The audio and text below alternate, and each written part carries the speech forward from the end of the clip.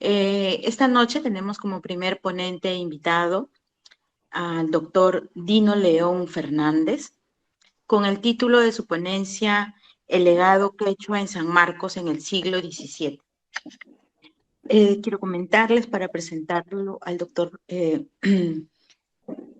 León Fernández, que él es docente asociado de la Escuela Profesional de Historia de las Facultades Sociales de San Marcos, es doctor en Ciencias Sociales en especialidad en Historia por la misma Casa de Estudios, ha publicado diversos artículos de investigación en numerosas revistas especializadas en torno, sobre todo, al virreinato peruano y sobre todo al proceso de evangelización en los Andes del siglo XVI y XVII. Actualmente es director del Instituto Seminario de Historia Rural Andino y coordinador del Grupo de Investigación de Estudios Coloniales.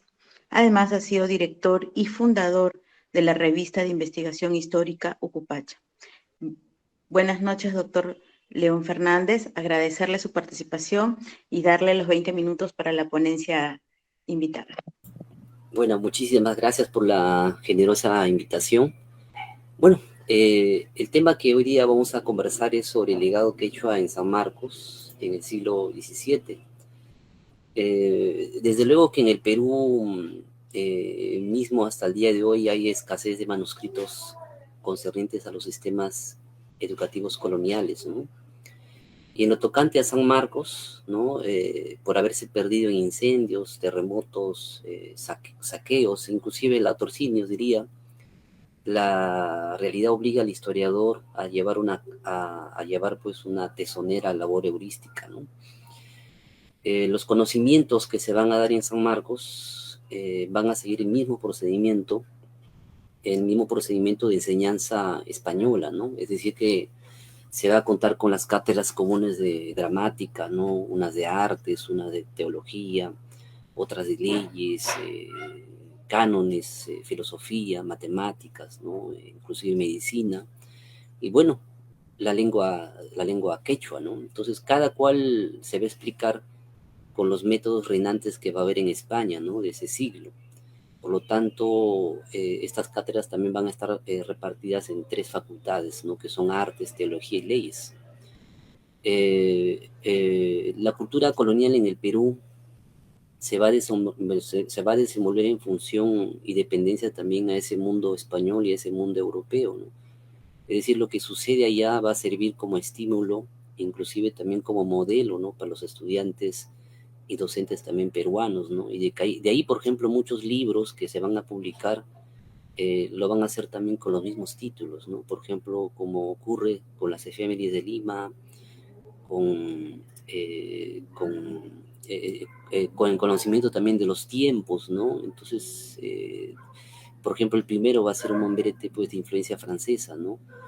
Entonces, en tales circunstancias, San Marcos se va a distinguir y se va a hacer célebre por preparar también a incontables buenos teólogos, ¿no? Y excelentes sacerdotes para cubrir las plazas eclesiásticas, ¿no? No solamente de las catedrales, sino también de las parroquias del mundo virreinal, ¿no?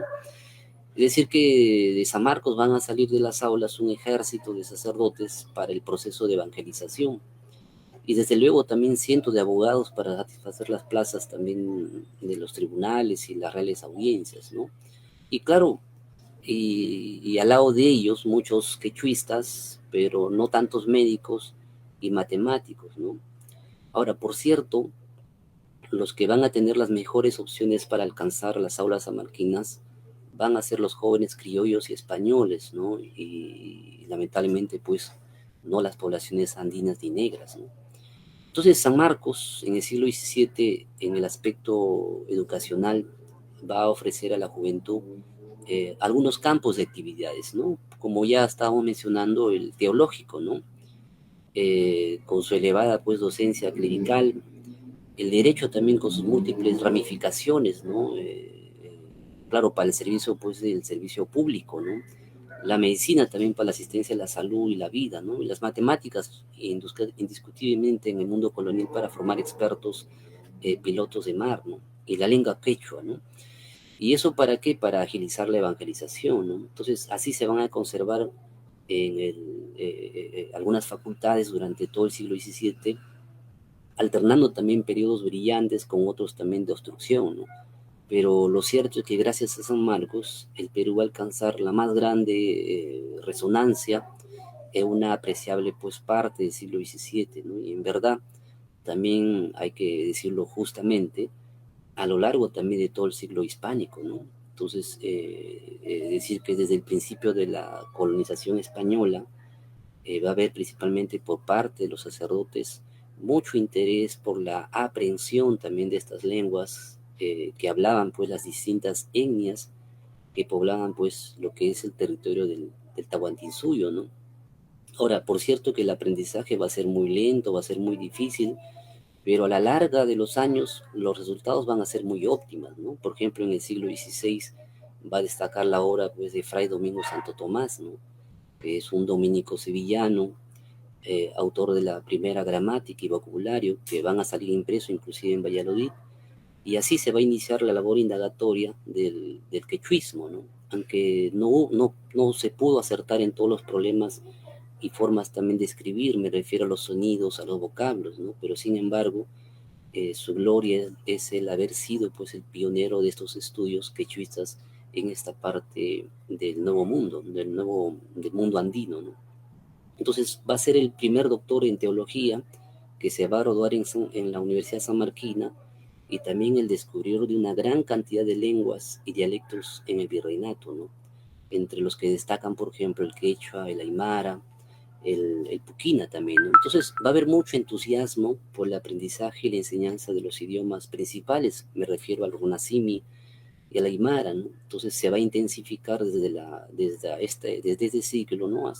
Perdón, desde el siglo, fines del siglo XVI, y como resultado de esta propagación de la fe cristiana, ¿no? Que va a ser a través del habla natural de los pueblos andinos, entonces es necesario que los sacerdotes aprendan, ¿no? Esta lengua, ¿no? Entonces, por esta razón, el arzobispo de Lima, Toribio, inclusive Alfonso Mogrovejo, no solo va a aprender la lengua índica, ¿no? Sino también va a predicar directamente este evangelio, ¿no? Sino inclusive en el año 1592, él va a instaurar por primera vez esta cátedra para su aprendizaje y simplemente, señores, cualquier sacerdote tenía que aprender esta lengua, ¿no? Entonces, como se ve, va a haber mucho empeño en la preparación del quechua y también del otro, que es el aymara, ¿no? Entonces, aquí simplemente va a haber inclusive publicación de cartillas, se va a difundir también oraciones, cánticos en el mencionado léxico. Entonces, la preocupación va a ser más intensificada y va a originar también la aparición de maestros en lingüística, ¿no? Por ejemplo, en los domingos desde el atrio de la Catedral de Lima también, y también se van a dictar también cátedras en la propia Universidad de San Marcos, ¿no? Entonces ellos lo van a hacer empleando métodos interesantes para facilitar el aprendizaje. Por ejemplo, en la Academia Sanmarquina se va a implementar también la enseñanza del quechua, ¿no? Y lo va a implementar también el propio virrey Francisco Toledo, ¿no? Con el carácter de perpetua, ¿no? Para los profesores que las ejercen, ¿no? Llamándole pues cátedra de lengua general de los indios. Inclusive Toledo también va a señalar también algunas encomiendas para estas cátedras, ¿no? Para que puedan florecer estas cátedras, ¿no? Me refiero, por ejemplo, San Marcos también era acreedora también de una encomienda ya en la zona de Jauja, ¿no? Por lo cierto, también eso falta hacer un proceso de investigación arduo sobre ello, ¿no? Entonces, después de algunos años, ¿no? En España, inclusive, una resolución, en una real ordenanza, en el año 1579, me acuerdo, fue aprobada también esta asignatura, ¿no? La lingüística, ¿no? Entonces, a partir de eso se van a señalar ciertas prerrogativas, ¿no? Y con la tarea cardinal, pues, de preparar simplemente sacerdotes de primera calidad, ¿no? Para administrar este catecismo, el evangelio a la población andina, ¿no?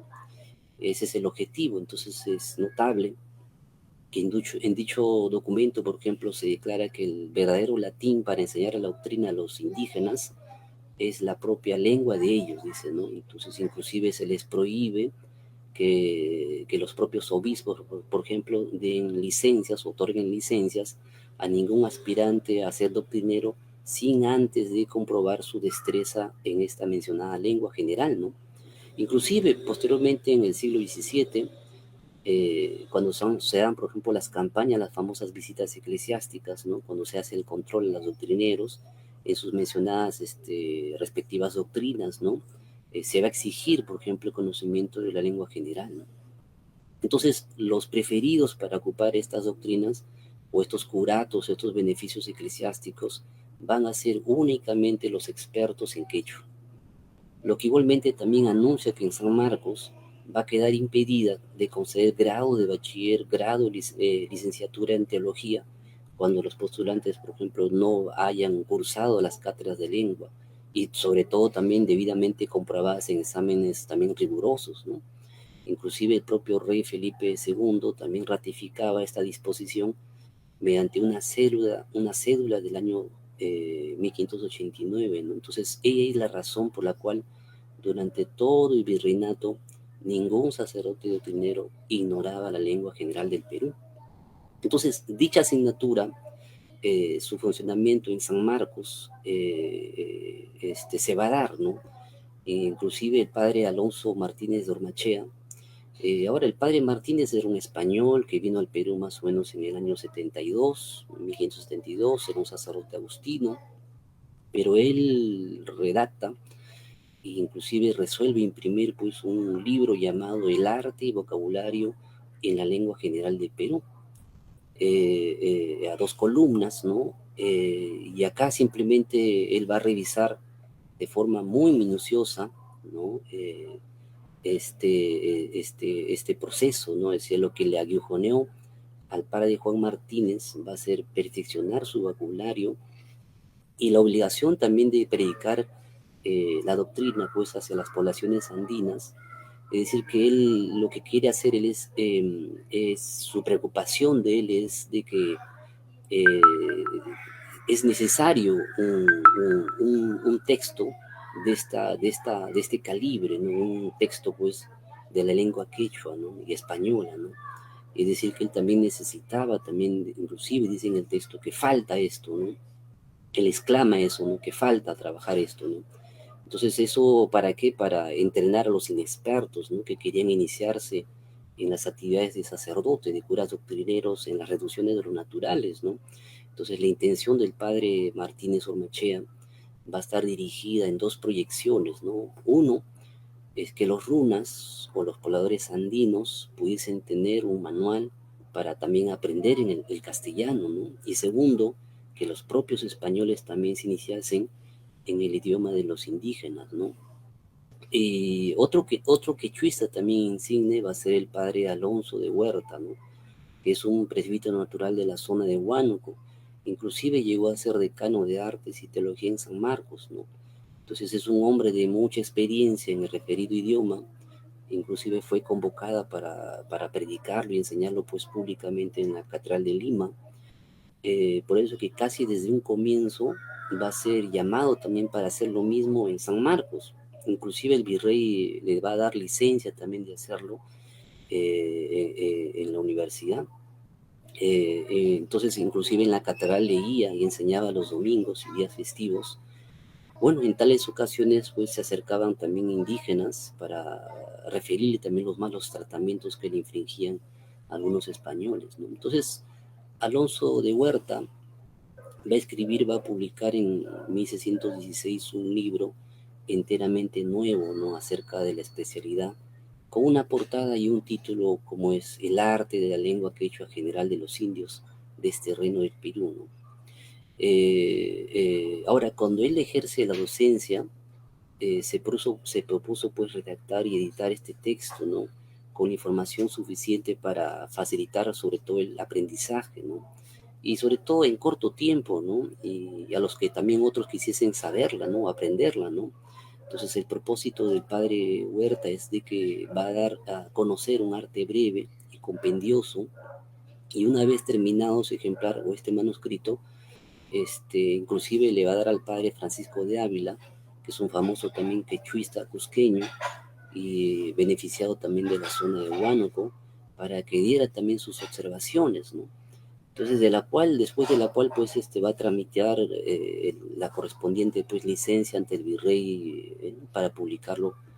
Y claro, fue publicado después de algunos años, ¿no? Inclusive el arzobispo de Lima la va a autorizar, pues, esa publicación, ¿no? Entonces, lo interesante del maestro Alonso de Huerta es que en su arte, la lengua quechua, eh, él va a especificar de que en estas extensas tierras del virreinato, ¿no? En el siglo XVII, todavía para ese siglo existían diferentes lenguas, ¿no? Inclusive él dice que al punto que en las distancias de pueblos, por ejemplo, unos pueblos de 2 kilómetros y otros pueblos inclusive de medio kilómetro, no se entendían simplemente por hablar o por hablar diferentes lenguas, ¿no? Inclusive él reconoce que existían lenguas generales para provincias o reinos, ¿no? Como sucedía en la zona de Chile, y por igual también en el área, por ejemplo, chiriguana, aymara, puquina, la zona también de los valles de Trujillo. Inclusive él amplía más todas ellas, esta lengua, ¿no? Algunos grupos étnicos hablaban, por ejemplo, manejaban en la ciudad del Cusco, ¿no? Por ser la misma de los soberanos del Tahuantinsuyo, ¿no? Donde los incas pues mandaron también para que la pronunciasen y también la aprendieran también esos pobladores de su estado, ¿no? Él inclusive también anexa un dato muy importante, que los mismos mandatarios cusqueños dispusieron también que los padres de familia enseñasen a sus hijos desde pequeños, ¿no? Aparte de los idiomas y dialectos maternos de cada etnia, de cada grupo étnico, ¿no? Entonces, según el padre Huerta, en su tiempo la palabra quechua era el nombre que le daban a ese léxico, ¿no? Pero también era la lengua general por haberlo sido de todo el imperio dominado por los incas, ¿no?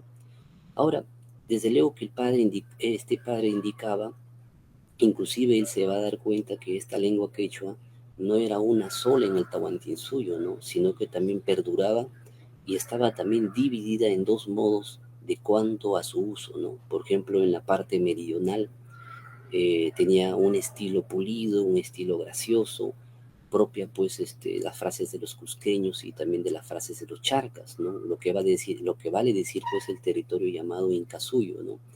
En cambio, en la parte septentrional configuraba pues un quechua, según el padre Huerta, ¿no? Un quechua vulgar, un quechua corrupto, al que le llamaban pues chincha y suyo, ¿no? Ahora, este es un aspecto muy novedoso en que él por primera vez va anotando estas diferentes, entre unas y otras áreas lingüísticas, ¿no?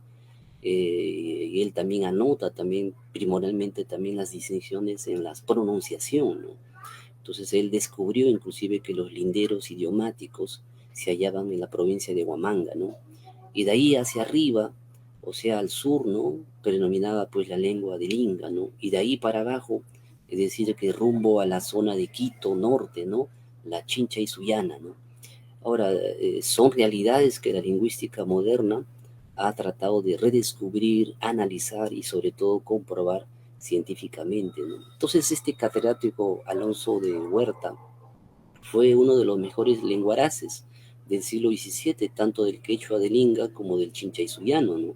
Constantemente va a mostrar satisfacción por haber sido inclusive profesor de quechua en San Marcos, ¿no? Inclusive cuando dicta su testamento, él lega también cierta cantidad también de dinero para sostener algunas misiones de los indígenas, ¿no? Bueno, la cátedra de quechua va a seguir boyante a lo largo del siglo XVII, siempre a cargo de expertos en gramática y didáctica, ¿no? Sus catedráticos, todos sacerdotes, se van a esmerar para confeccionar libros, para posibilitar también su aprendizaje, y ellos se sentían orgullosísimos por desempeñar esta asignatura, ¿no? Entonces la enseñanza de la teología, la enseñanza de quechua, va a proseguir sin ofuscación ni detenimiento para simplemente adiestrar a los buenos y futuros doctrineros hacia las poblaciones andinas, ¿no? Y justamente a mediados del siglo XVII va a aparecer pues el doctor Juan Rojo Mejía y Ocón, ¿no? y él más o menos en el año 1648 va a publicar un libro, El arte de la lengua general de los indios del Perú. Y claro, con 196 páginas, todas dedicadas también a la Real y Pontificia Universidad de Lima. Me refiero pues a San Marcos, ¿no? Ahora, Juan Rojo Mejía es un criollo nacido en el Cusco, de padres españoles. El cumplido pues a los 18 años de edad pasa a la capital virreinal del Perú para intensificar sus conocimientos de teología en el Colegio San Martín. Llega a ser también ordenado sacerdote y luego inclusive también en el año 1626 llega, es parte también del séquito también del arzobispo don Gonzalo de Ocampo, como intérprete, ¿no? Durante sus famosas visitas pastorales, ¿no? Entonces, grupo también el que también integraba don Fernando de Avendaño, ¿no? Y el jesuita Miguel de Salazar, y unos y otros asesorándolo en las campañas también de las famosas extirpaciones de las idolatrías, ¿no? Ahora, y por ese año también él llega a ser también doctrinero en una doctrina de indígenas, ¿no? Llega a ser inclusive capellán también de un hospital de Santa Ana. Y bueno, llega a ser también doctrinero en muchos lugares, por ejemplo en Guamalíes. Entonces, y bueno, al final destaca pues también en la parte de teología.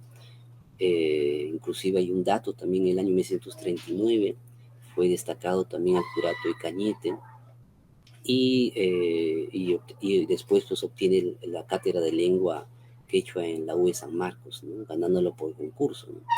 Entonces, según testigos, señalan pues que él predicaba y hablaba con aceptación la lengua de los indígenas, y no solamente de ellos, sino también de la gente castellana hablante, ¿no? Inclusive el propio virrey, también Marqués de Mancera, lo va a elogiar también en una de sus cartas, ¿no? Como, inclusive lo llama como un hombre de buenas partes, de buenas letras y de buenas virtudes, ¿no? Nadie le regatea, ¿no? Entonces él va a informar igualmente que se va a desempeñar también como eximio predicador, y de aquí, claro, además también va a acompañar también al visitador, pues, al arzobispo, ¿no? Como ya habíamos mencionado. Ahora, en su arte, la lengua general de los indios del Perú, quiso posibilitar simplificando el aprendizaje de este idioma por parte de los futuros doctrineros de indígenas, ¿no? A cuyo cargo pues corría la propagación del catolicismo, ¿no? Por eso puso en sus páginas suficiente esmero para elucidar con fervor los sacramentos, ¿no? Cabalmente también su contemporáneo Francisco Antonio Montalvo, autor del Sol del Nuevo Mundo, que fue publicado en Roma en el año 1683, él considera inclusive este arte un texto necesario e inteligente desde un principio, donde brinda pues muchos buenos frutos, ¿no? Inclusive lo declaró monumento digno de eterna fama y memoria, ¿no? Entonces realmente el texto de Rojo Mejía Ocón va a ganar renombre, ¿no? Y también su conocimiento en la cátedra, ¿no? Con su libro. Y eso le va a demostrar pues su talento, ¿no? Entonces ahí se va a impregnar en sus exposiciones escritas, ¿no? Su sapiencia, ¿no? Los preceptos necesarios para aprender con mucha fluidez, con mucha rapidez y sobre todo también con mucha propiedad exquisitez, ¿no? Entonces lo que significa que su obra va a aumentar también la bibliografía científica, ¿no? Bueno, entonces el quechua, con tanta pureza y tanto donaire, va a proseguir con este autor. Entonces, otro personaje también importante ya para terminar es el texto también del autor don Fernando de Avendaño, ¿no? Este es un limeño, se ordena también sacerdote, y él va a publicar, inclusive va a ser también profesor de San Marcos, ¿no? Y él va a publicar un texto muy interesante que es necesario revisarlo, ¿no? Me refiero pues a los sermones de los misterios de nuestra Santa Fe Católica en la lengua castellana y la general del Inca, ¿no? Más o menos en el año 1648, ¿no?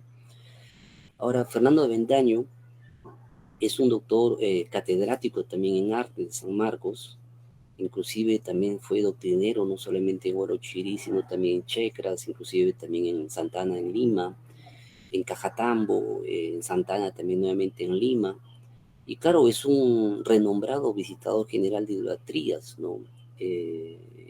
San Marcos también llega a ser, asume también la cátedra de artes y posteriormente también fue nombrado pues en la cátedra también de Prima de Teología, ¿no? Ahora, en estos sermones, lo interesante es que en estos sermones se recoge y de inmediato inclusive contradice también la veracidad de ciertos mitos y creencias también mágico-religiosas de los habitantes andinos, ¿no?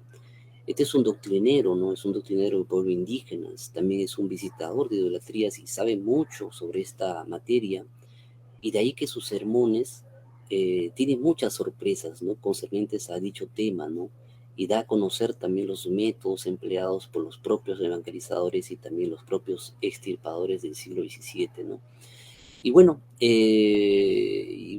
finalmente van a aparecer también dos célebres jesuitas, un libro, por ejemplo, El arte de la lengua quechua, por el padre Diego de Torres Rubio, de la Compañía de Jesús, y otro vocabulario también de la lengua chincha y suyo, ¿no? Del padre Iván de Figueredo, ¿no?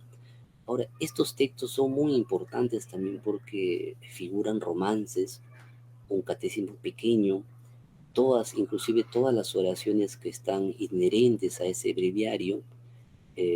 Hay relación también de los días festivos, ¿no? Y de ayunos también pertinentes a los indígenas. Es decir, que es un vocabulario añadido, un vocabulario también que está en lengua chincha y suyo, y precisamente eso le otorga un enorme valor científico también en sus páginas de estos textos, ¿no? Entonces, por lo demás, San Marcos en el siglo XVII pues ha ofrecido también verdaderos textos científicos, ¿no? No solamente para el aprendizaje de la lengua quechua, sino también entender inclusive, señores, el tema de la pronunciación y también el sonido de ese idioma, ¿no?